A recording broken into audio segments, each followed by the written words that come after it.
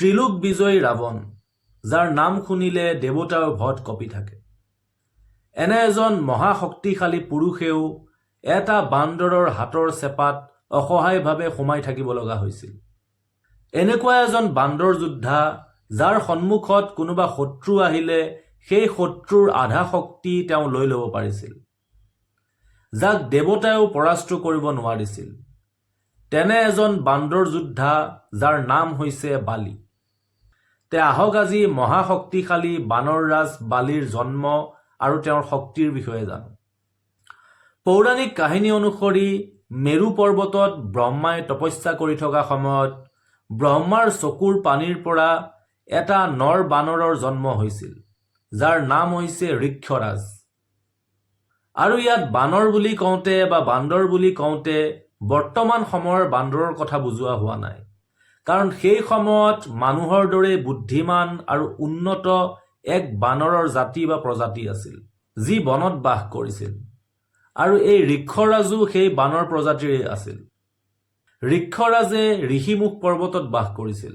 পৌৰাণিক কাহিনী মতে এবাৰ ঋক্ষৰাজে ব্ৰহ্মাৰ ঘামৰ পৰা সৃষ্টি হোৱা এটা সৰোবৰত স্নান কৰিবলৈ গ'ল। কিন্তু সেই সৰোবৰটো অভিশপ্ত আছিল, অৰ্থাৎ সেই সৰোবৰটোত যোনেই নামিছিল তেওঁ এগৰাকী স্ত্ৰীলৈ পৰিণত হৈছিল। আৰু ঋক্ষৰাজ যেতিয়া সেই সৰোবৰটোত স্নান কৰিবলৈ নামি গ'ল, তেতিয়া লগে লগে নৰ বানৰৰ পৰা ঋক্ষৰাজ এগৰাকী সুন্দৰ স্ত্ৰীলৈ পৰিণত হ'ল।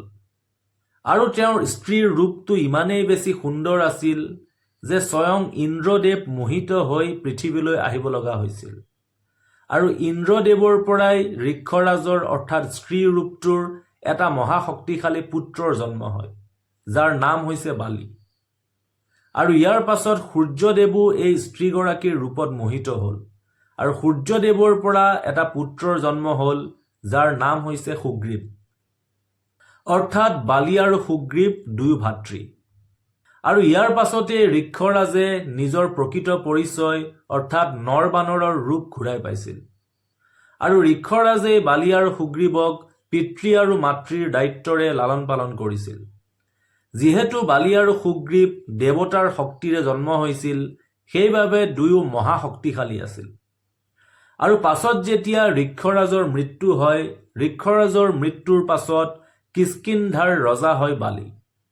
ইন্দ্ৰদেৱে বালিক এডাল দিব্য কণ্ঠহাৰ দিছিল, আৰু এই কণ্ঠহাৰডালৰ শক্তিৰেই বালিয়ে নিজৰ সন্মুখত অহা যিকোনো শত্ৰুৰে আধা শক্তি লৈ ল'ব পাৰিছিল।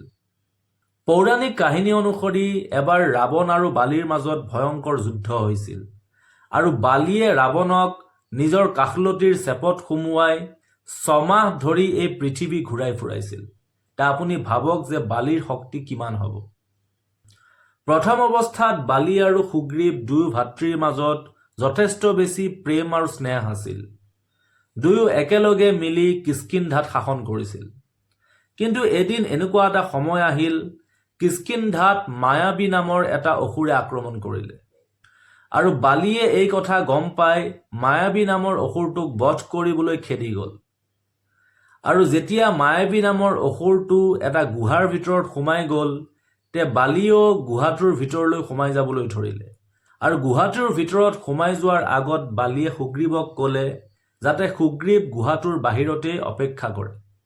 আৰু সুগ্ৰীৱ গুহাটোৰ সন্মুখতে ৰখি থাকিল, আৰু বহু সময় ধৰি বালি আৰু মায়াবী নামৰ অসুৰটোৰ গুহাৰ ভিতৰত যুদ্ধ চলি থাকিল। আৰু যেতিয়া গুহাটোৰ বাহিৰলৈ তেজ বৈ আহিল, তেতিয়া সুগ্ৰীৱে ভাবিলে যে বালিৰ নিশ্চয় মৃত্যু হৈছে।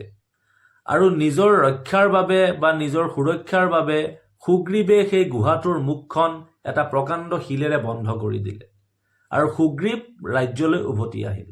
কিন্তু প্ৰকৃতাৰ্থত বালিৰ মৃত্যু হোৱা নাছিল, মৃত্যু হৈছিল সেই মায়াবী নামৰ অসুৰটোৰহে। কিন্তু সুগ্ৰীৱে ভয়তেই সেই গুহাটোৰ মুখখন বন্ধ কৰি দিছিল। আৰু যেতিয়া বালিয়ে সেই গুহাটোৰ মুখখন খুলি পুনৰ ৰাজ্যলৈ উভতি আহে, তেতিয়া সুগ্ৰীৱৰ ওপৰত ভয়ংকৰ খং উঠে। আৰু তেতিয়া সুগ্ৰীৱক ৰাজ্যৰ পৰা বহিষ্কাৰ কৰে, আৰু সুগ্ৰীৱৰ পত্নী ৰুমাক তেওঁ নিজৰ কৰি লয়। আৰু এইটোৱেই আছিল এটা মহা ডাঙৰ অধৰ্ম, অৰ্থাৎ বালিয়ে নিজৰ ভাতৃৰ পত্নীক ৰাখি থৈছিল। আৰু ইয়াৰ পাছতে হনুমানৰ সহায়ত সুগ্ৰীৱে প্ৰভু শ্ৰীৰামক লগ পায় আৰু প্ৰভু শ্ৰীৰামে সুগ্ৰীৱক বিশ্বাস দিয়ে যে তেওঁৰ ৰাজ্য আৰু পত্নীক ঘূৰাই দিব।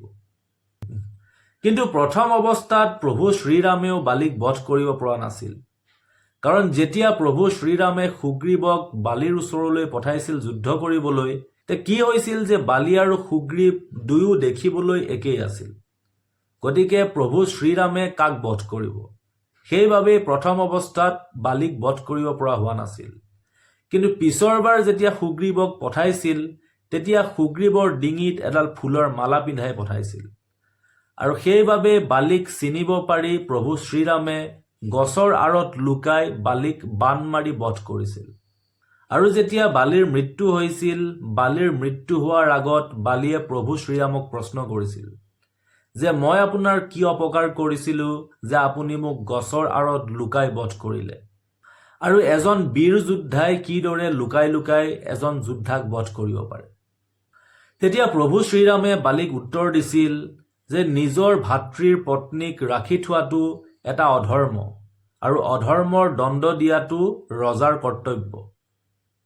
আৰু যিহেতু প্ৰভু শ্ৰীৰাম ৰজা আছিল, সেইবাবে অন্যায় আৰু অধৰ্মৰ দণ্ড দিয়াটো তেওঁৰ কৰ্তব্য আছিল।